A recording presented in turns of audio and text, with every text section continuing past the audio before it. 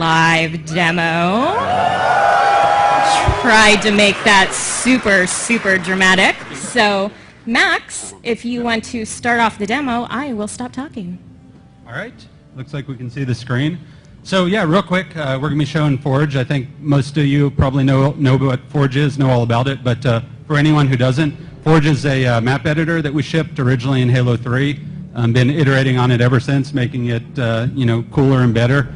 It's also part of the toolbox that the Rooster Teeth guys use during the RVB episodes. So we thought that it was time to overhaul it a little bit, make a few improvements, and I hope that you guys like some of the work that we've done. So I'm going to hand it over to Mike, and Adam I think will be driving. But before I do, thanks to Frank, one caveat. What you guys are seeing in here is a pre-release build. It's not final. The interface, the environment, you name it, it's all still in development. Not final. Still in development. Yeah, work in progress. The UI in particular is actually just sort of placeholder, passed on from Reach. The final UI will be reflective of the rest of the Halo 4 UI. So that's absolutely the most temporary element in here. All right. So Mike, you want to take it away? Yeah, sure thing. Hopefully I am loud enough, or louder than Jimi Hendrix's Resurrected Ghost that's going on in the next hall. So we're here to talk about Forge, and as everyone said, this has never been seen before. And with the placement of the monitor and the lights going in our eyes, Adam and I can barely see ourselves. So please bear with us as we just using the Force here. All muscle memory. All muscle memory. Well, I don't have any muscles, so that's a problem for me. But as you can see, what we have here is.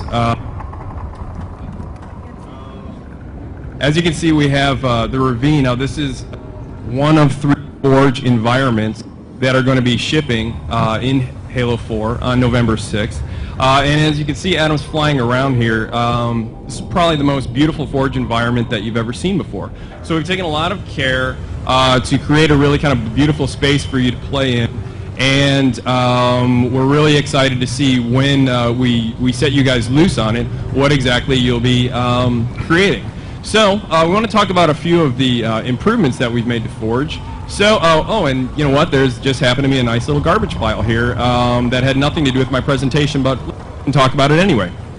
Okay, so in the past, if you had, for example, like a spawn point or something on top of another object, it was a little bit of a pain to grab. But as you can see, as Adam is kind of rolling over the different things in this pile of garbage, you see the name palette, create small, respawn point.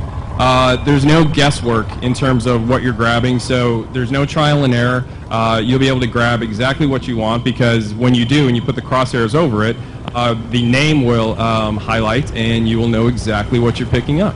So that's one of the improvements we've put in Forge for Halo 4. So if you have something, so this bunker round, for example, which you see the name down there because we got the nice highlights, and you're placing it, and you're taking a lot of time and loving care to put it exactly where you want it. One thing that used to be a drag was you could easily kind of accidentally bump the controller and move it out of position, and all that time and loving care that you put into it is now down the drain. But if you have it where you like it, like Adam does here, we've given you the to lock it. So that's right.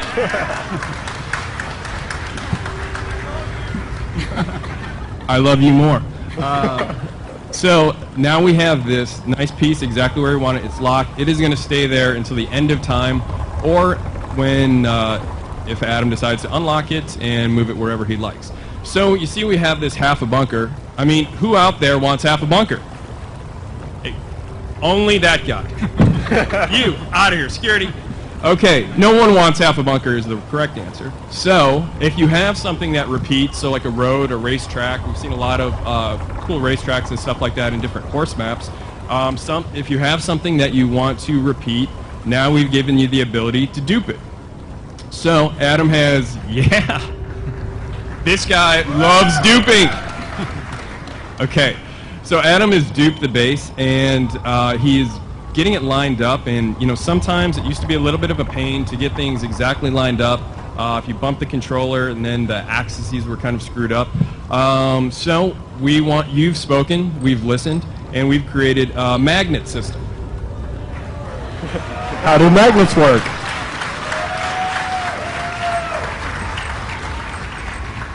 Magnets in 2012. Everyone can vote for that.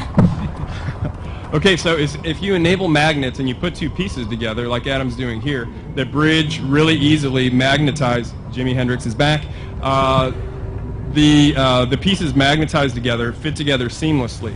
So if you're going to build something like a bridge here, you can build it. This used to take, I think we timed it, and I think it was 9 years to build a bridge. Now it's taking under 9 seconds. So that's a huge improvement. So if you're building something, a racetrack, a bridge, a wall, something that repeats, you just can keep duping and magnetizing and build what you wanted to build in a fraction of the time. So less focus on actually the mechanics of building, more on the actual creativity. So we built a couple things. We're liking it. And now let's talk about how it looks. So if you take a look at the both half of base round, bunker round that we've slapped together here, take a look at the lighting. This thing looks like it is high noon. This also is a kick-ass Halo map. Ooh, Halo joke. Nice. It looks bright. I mean, it's practically glowing. So if you're in a low lighting kind of situation and you would have something that looks like it's on the center of the sun, it kind of sticks out like a sore thumb. But if we go into player mode now, boom, dynamic lighting. Okay, so yeah, give it up for dynamic lighting.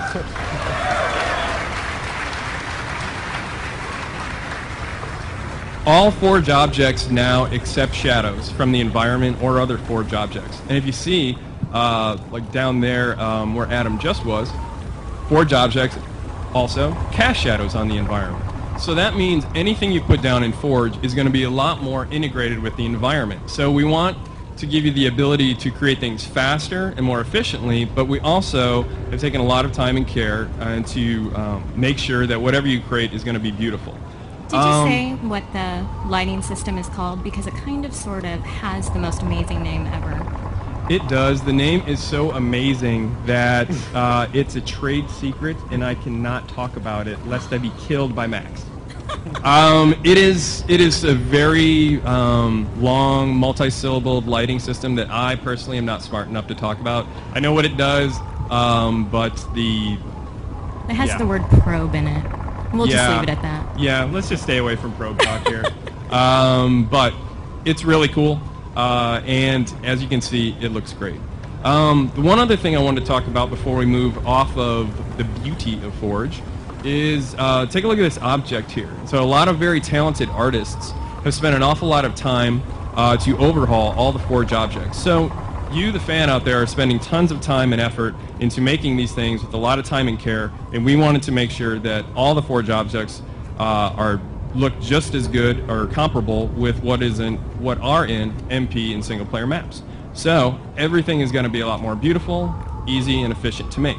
So now, let's see, we've got a little bridge going over the ravine. I've got money on saying Adam cannot make the jump, so let's see. You can do it. You can do it. So close. Oh my god. Not even close, as you can see. Okay, so in the past, if we wanted to make a jump like that, we would have to alter gravity, and that would apply to the entire map. So if you wanted to create low gravity, you'd have basically a low gravity map. That's right. Yeah!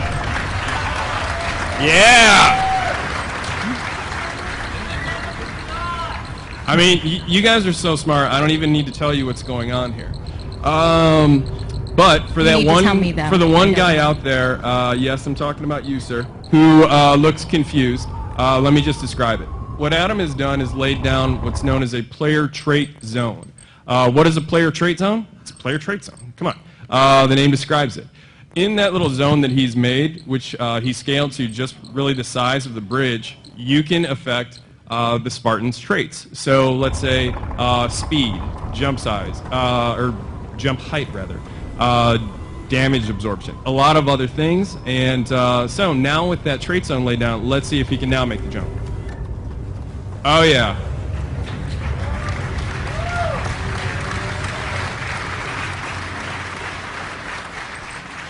Max, you were supposed to tell me that I should have bet on that jump. Well, you were betting against me. Oh, that's right, that's right. Well, you pay me, so. Anyway, it all comes from him. Anyway, so we easily made that jump with the player trait zones, and we're really fired up because we think, in addition to a lot of the other improvements, we're really fired up to see what you, the fans, are going to create with these new player trait zones. Okay, so we're going across the other side now, and okay. We made it easily, but unfortunately we did not stick the landing in Mary Lou Retton or Carrie Struggs fashion, depending on how old you are. Me, I'm old school, so he didn't pull a Mary Lou Retton, and we got to do something to change that. Okay, so we can easily lay down another player trait zone, and in that zone we can do something like either overshield when he gets in there or damage resistance, and alter how much damage he can take. Invulnerable. I have a feeling that he is going to make the jump now. I know, it's like ESP. So, let's see. Max, double my salary if he makes it. Okay, good, done. Nice, okay. Okay, and you heard it, double my salary, so that's going to happen. Now I got to pay you $10 an hour? That's right, that's right.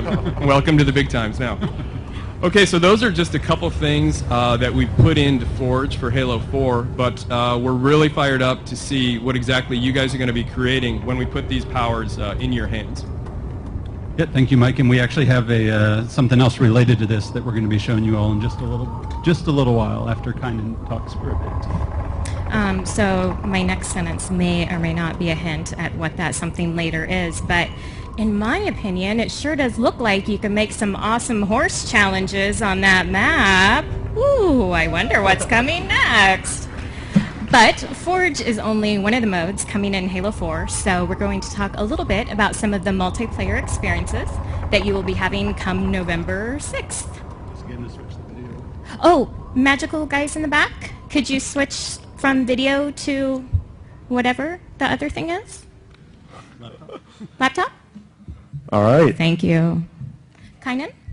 Yeah, so the Halo 4 campaign is the triumphant return of the Master Chief, and that's awesome.